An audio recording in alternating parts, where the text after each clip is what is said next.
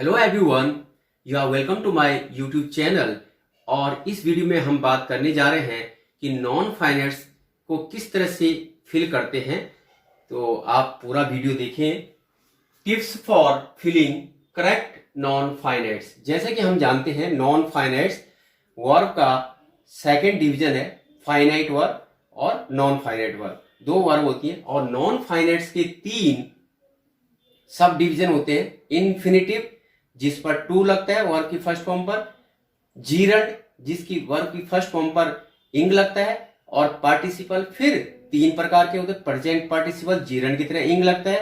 Past participle verb की third form का हम यूज करते हैं as an adjective. And perfect participle जब एक काम पूरा हो जाता है फिर दूसरा काम शुरू होता है, उसके लिए हम परफेक्ट पार्टिसिपल का यूज करते हैं दो तरह से।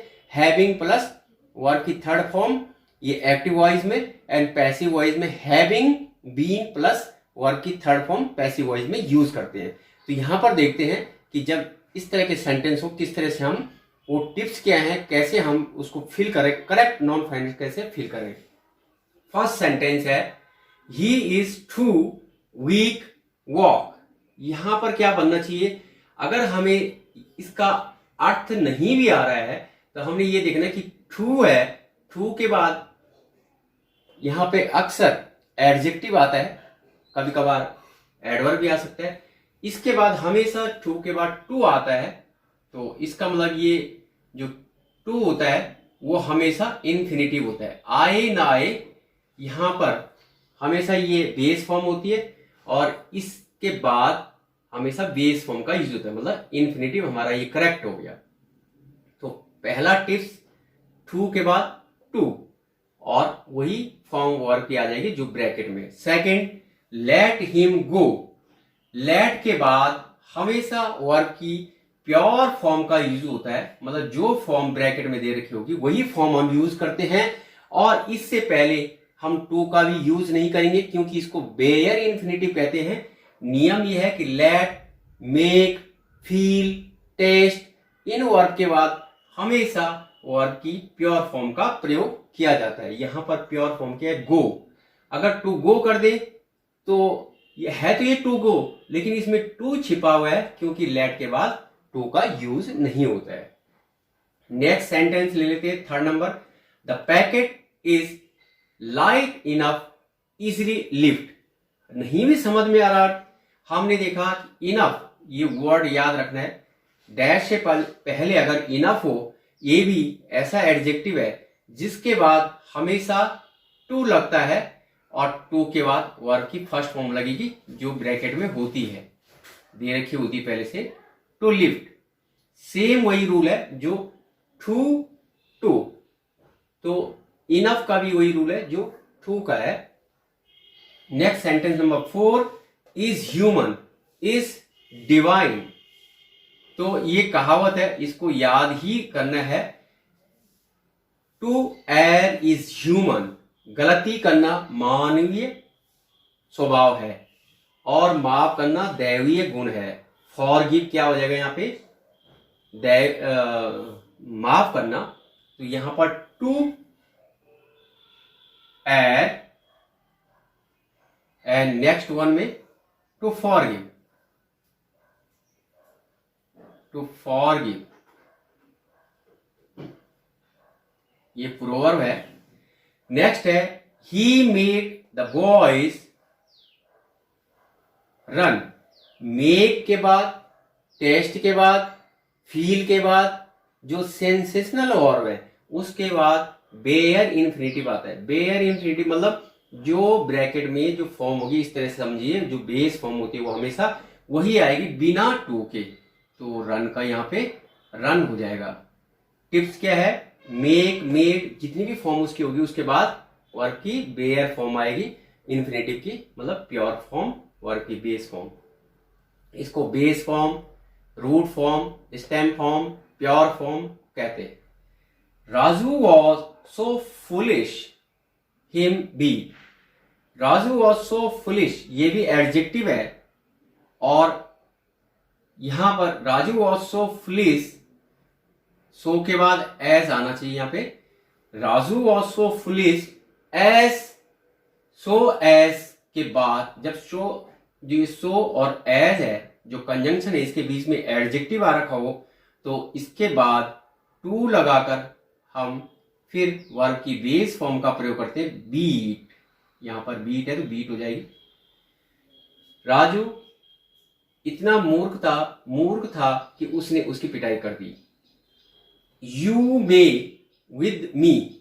अब इसमें आप देखिए कि एक रूल है नॉन फाइनेंस का कि जब भी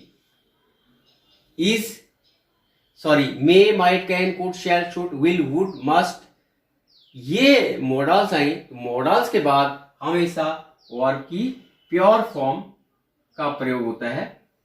you may come with me. आप मेरे साथ आ सकते हैं। टू मे नहीं होगा।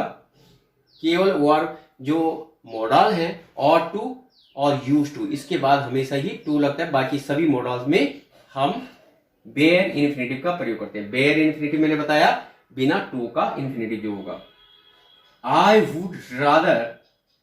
वुड रादर ऐसा फ्रेज है जिसके बाद भी हम बेयर इन्फिनेटिव का प्रयोग करते हैं। चाहे डैश यहां आ जाए या देन के बाद आ जाए, जो वर्ब यहां आएगी वही वर्ब की फॉर्म यहां आएगी। जिस तरह की वर्ब यहां होगी, जैसे यहां डाई है यहां बैग है, फॉर्म एक है, बेस फॉर्म है, दोनों बेयर फॉर्म है, दोनों पे टू नहीं लगा हुआ है तो कहीं भी वो डैश दे सकता है। आप इस तरह से इसको फिल कर सकते हैं। मुझे भीख मांगने के बजाय मरना पसंद है। इस तरह का सेंटेंस बनेगा। नेक्स्ट सेंटेंस है 9 number. Dash is necessary for life. Sleep, तो हमने स्लीप का जो हमने फर्स्ट इसका आईएनजी लगा करके जीरंड बनाना है तो क्या हो जाएगा? Sleeping is necessary for life. जीवन के लिए सोना आवश्यक है। ये क्या हो जाएगा? जीरंड हो जाएगा। और जीरंड का प्रयोग हम मोस्टली फर्स्ट जो कंस्ट्रक्शन होता है फर्स्ट उसमें हम जीरंड का प्रयोग करते हैं as a subject. Next sentence है ही इज टायर्ड ऑफ। जब भी डैश के से पहले प्रेपोजिशन हो of, on, in, to, from, इनके बाद हमेशा आईएनजी फॉर्म का यूज होता है, मतलब जीरंड का प्रयोग हो जाएगा। He is tired of waiting. वह इंतजार करते करते थक गया है। आईएनजी क्यों लगाया? क्योंकि ये क्या है? Preposition. Next, it is foolish. अब ये पूरा सेंटेंस इसके बाद ये फुलिश एडजेक्टिव आ रखा है तो इसके बाद इस फ्रेज के बाद हमेशा आईएनजी लगता है। It is foolish saying so. ऐसा कहना मूर्खता है तो इस फ्रेज के बाद हमेशा आईएनजी लगेगा। जब भी फर्स्ट में ए एंड द आ रखा हो मोस्टली आईएनजी का जो हम यूज करते हैं। और यहां पर तो ये कहावत है, a drowning man catches at a straw. तो किसी भी तरह से यहां पर आईएनजी लगाना है। ड्राउनिंग, अ ड्राउनिंग मैन कैचेस ए स्ट्रॉ, मतलब डूबते हुए को तिनके का सहारा। तो यहां पर जो आईएनजी लगेगा हुआ, हुई, हुए, हिंदी में इसका अर्थ ऐसा आता है डूबते हुए को तिनके का सहारा। ही शॉट, मैंने बताया ए एन द के बाद मोस्टली आईएनजी फॉर्म आती। उड़ते हुए कबूतर को उसने गोली मार दी। फ्लाइंग, ही shot a flying parrot. Next example पर चलते हैं। 14, दिस इज अ। अब यहां पर थोड़ा समझने वाली बात है। वैसे ए एन द के बाद मोस्टली इंग फॉर्म का प्रयोग होता है, लेकिन यहां पे देखिए यह कुर्सी टूट रही नहीं है, टूटी हुई है।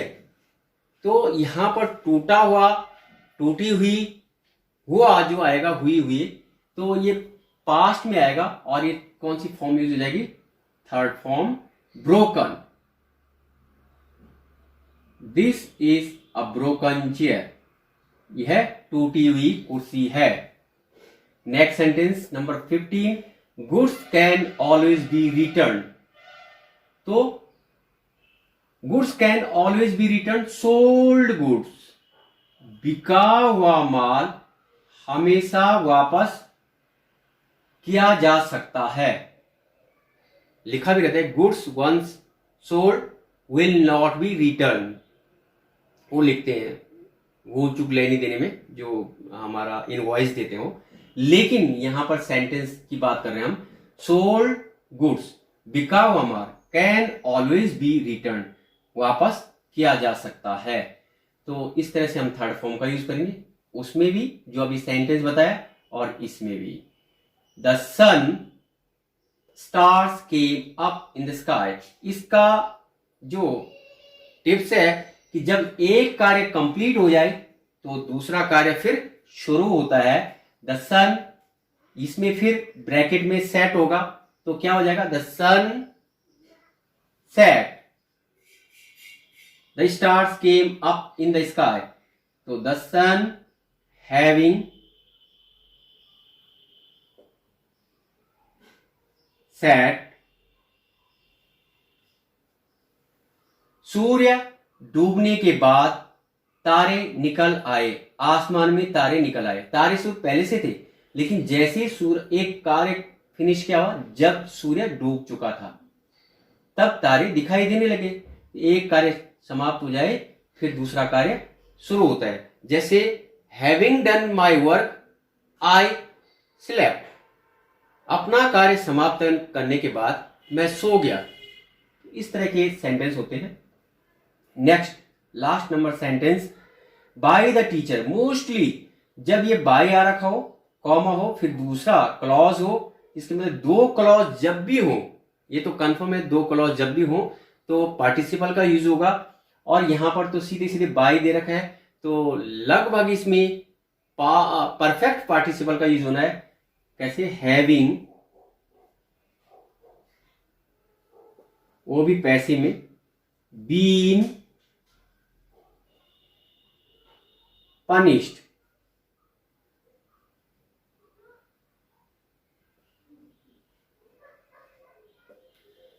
ये बीन क्यों लगाया हमने? जब भी पैसिव वॉइस में हो, पैसिव वॉइस यहां पे उसने हिंट दे रखी bye the teacher he felt sorry, ये सेकंड फॉर्म है. और यहां पर बाय द टीचर, यहां एक फॉर्म दे रखी punish. Having been punished by the teacher, अध्यापक के द्वारा दंड दिए जाने के बाद वह खुश नहीं था, उसे दुख हुआ. He felt sorry, he felt sorry, उसे दुख हुआ. तो ये टिप्स था कि जब भी पैसिव वॉइस में हो तो हैविंग के बाद बीन, तब थर्ड फॉर्म आएगी. और इस तरह से हम इनका यूज कर सकते हैं. इस वीडियो में इतना ही. Thank you for watching this video.